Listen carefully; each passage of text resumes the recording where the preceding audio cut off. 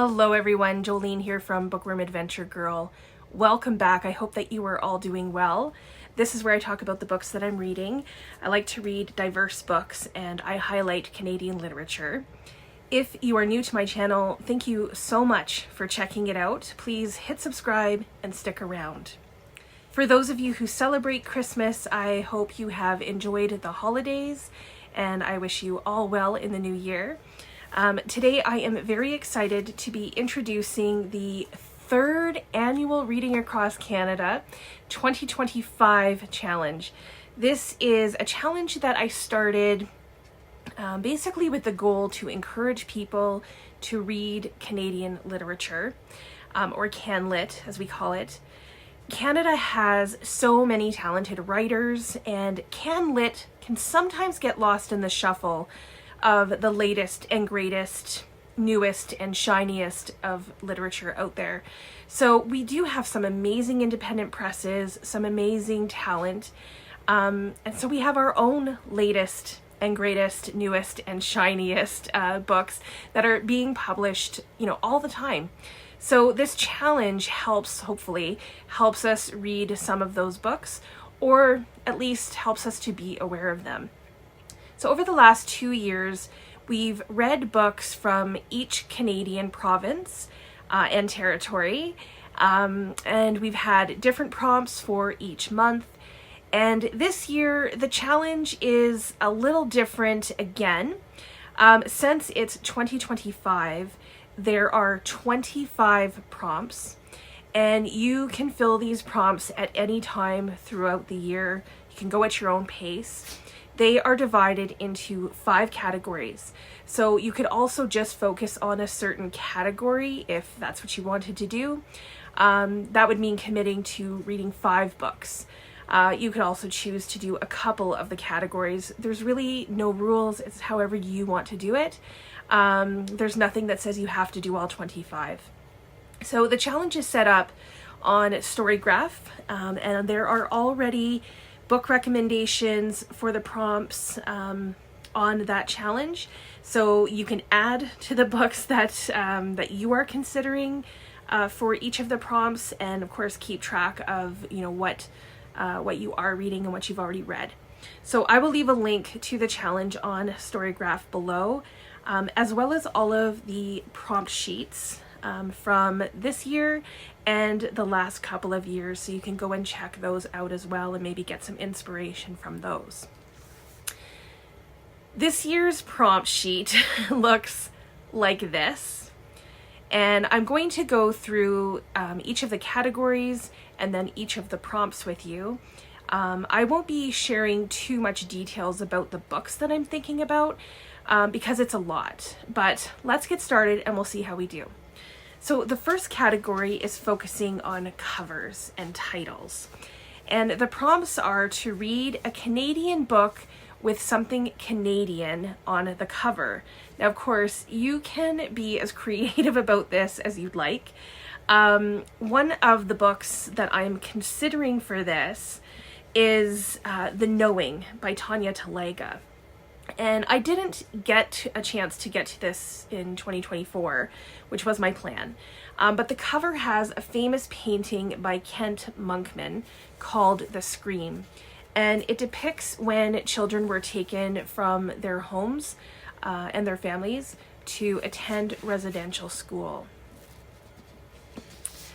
The next prompt in this category is a Canadian book with a red or white cover. So I have a few options for this, but I will highlight a book that's been on my shelf for quite some time now, and it's called Good Mum on Paper. This is edited by Jen Sookfong Lee and Stacey May Fowles, I think. This is a collection of 20 essays.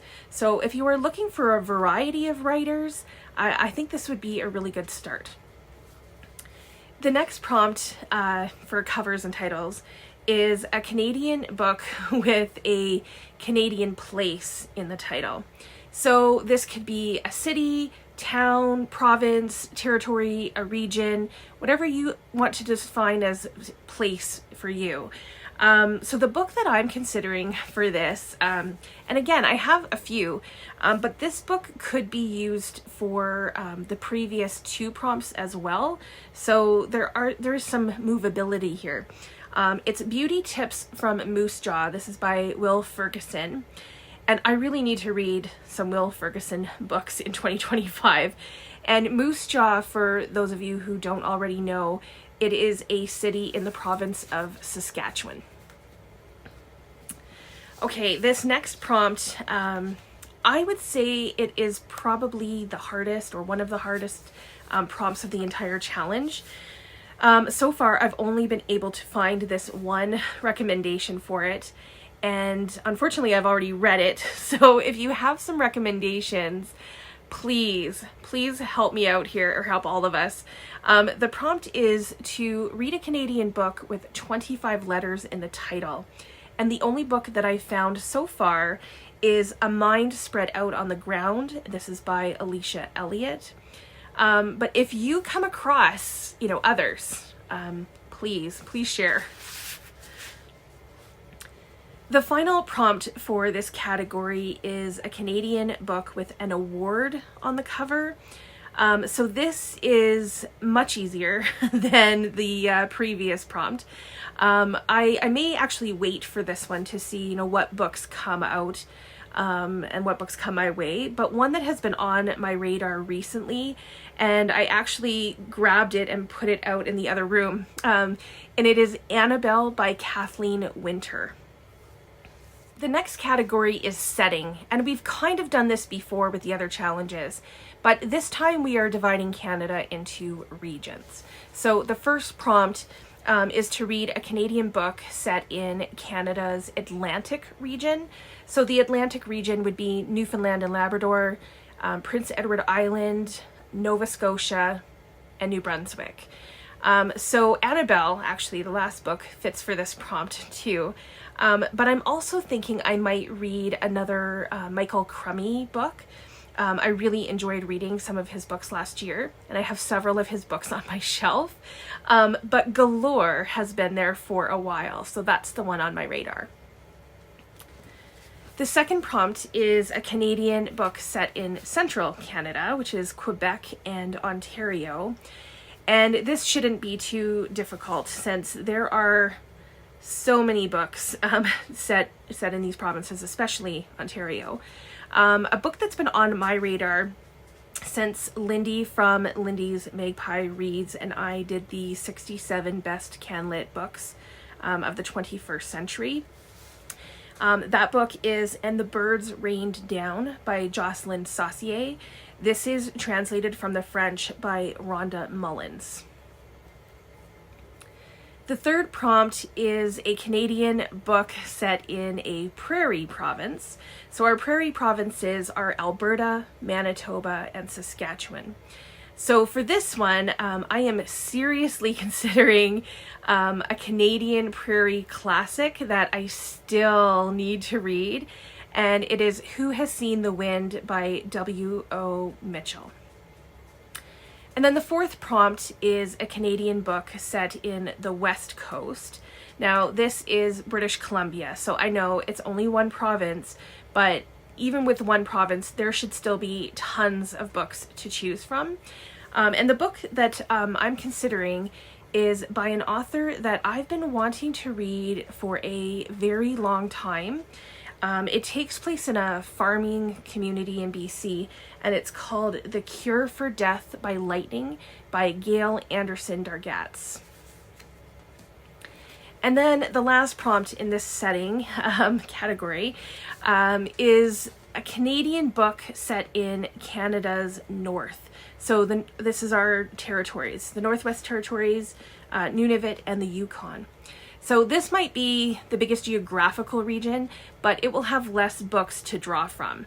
So that being said, there are some amazing writers and books that come from Canada's north or that write about Canada's north. So the book that has recently come to my attention, I can't remember by who or how I heard of it, but it's called Minds of Winter by Ed O'Loughlin. In fact, it may have been something that I received from the publisher, or something from the publisher that had that information. So I love the cover of this book as well. The third category is publishing. And the first prompt is, I think, pretty simple. It's to read a Canadian book published in 2025. Now, there are so many new releases coming out, and I can't wait. I will be putting out a video soon about my most anticipated releases of the first half of 2025. So for now, I will give you a sneak peek and say that one of the books that I'm considering for this is called The Paris Express, and it's by Emma Donoghue, who's one of my favorites. The second prompt is another easy one, I think. It's to read a Canadian book from the top 67 best CanLit books of the 21st century. Now, this would be tricky if you've already read all 67 of the books. So if that's the case, then, you know, read another book by one of the authors or something, and be creative with it. I also think it would be okay to expand to the books that we've been covering, that Lindy and I have been covering from the other books that were submitted. So I'll leave that playlist below and you can check all of that out, because yeah, we've done several different videos on it. So there are several books from the list that I want to get to, but the Reading Across Canada Book Club is reading The Sisters Brothers by Patrick DeWitt. So we'll be reading this in January.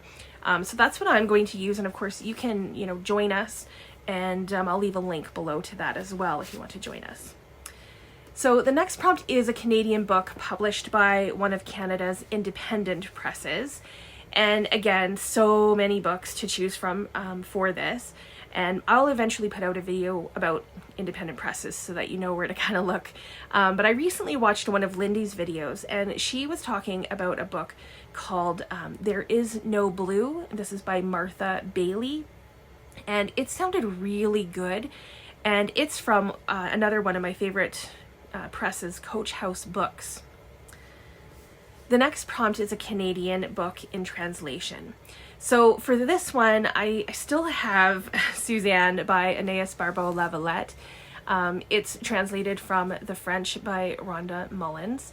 And this feels like it's been on my shelf forever. So this is the year that for sure I'm finally going to get to it.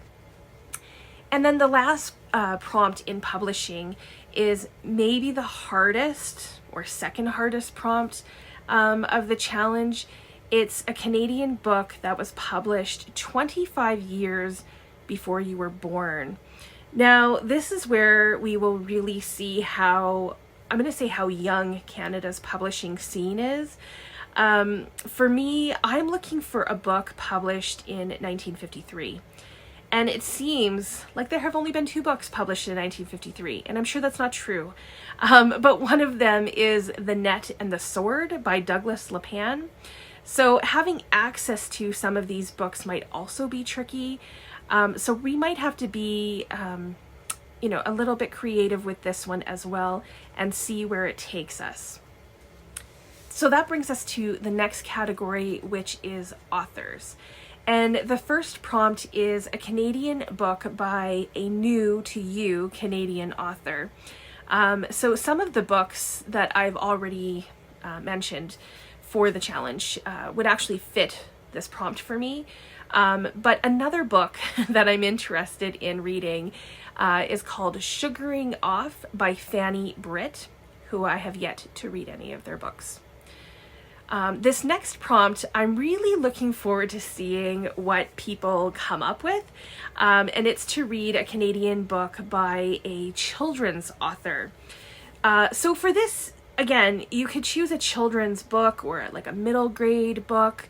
Any of that would be fine. Or of course you can read another book that the author has written.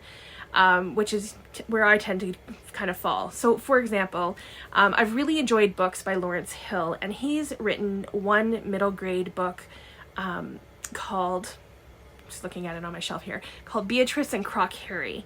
And I've already read that one, but I want to read some of his backlist that I haven't gotten to yet. So I'm considering Any Known Blood by Lawrence Hill. The next prompt is to read a Canadian book by an Indigenous author, and I have so many books that I want to read by Indigenous authors. We have some incredible Indigenous authors in Canada. But one that is high on my TBR is the memoir In My Own Moccasins by Helen Knott. So I really do hope to get to that this year. And the fourth prompt in this category is a Canadian book by an author with 2 or 5 books. Now, you could do this in a number of ways. You could read the second or fifth book that someone has published. It could also be that they have 2 fiction books or 2 nonfiction books, or 5 books overall, however you decide to do it.